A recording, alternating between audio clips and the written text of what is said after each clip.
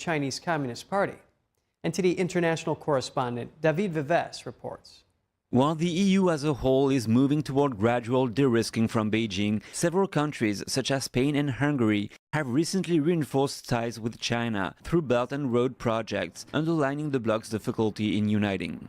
With the Eurozone experiencing slow economic growth and facing serious issues regarding energy sources and rare earth minerals supply, some member states are looking for alternative solutions.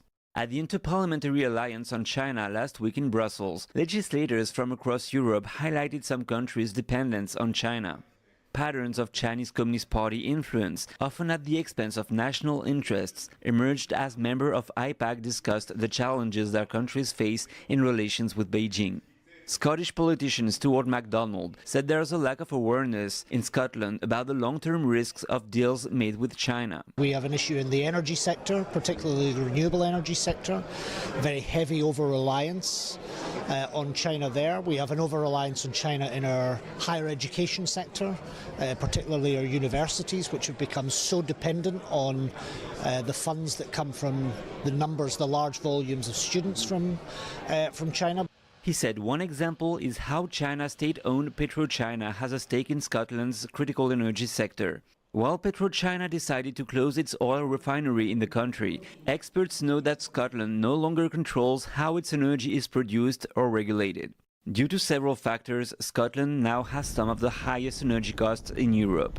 We've just closed our last remaining oil refinery, 50% owned by PetroChina. Scotland is unique in that it is an oil-producing country with no oil refinery.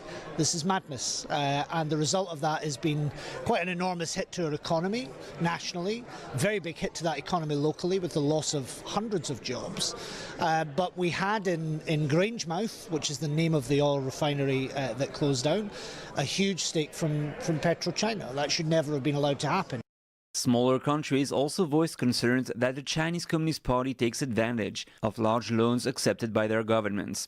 Members of parliament from Balkan countries such as Bosnia-Herzegovina and North Macedonia said they are facing similar challenges with Chinese investments. They have been financing the building of a new coal factory in Tuzla region in the north of Bosnia-Herzegovina, 613 million euros.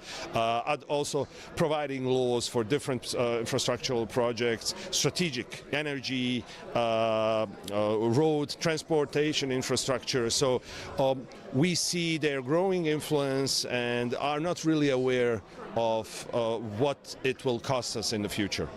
Gratz says beyond economic issues, there might be threats to democracy as well, as the Chinese Communist Party does not respect democratic processes and could impose political narratives and agendas to the country's legislature.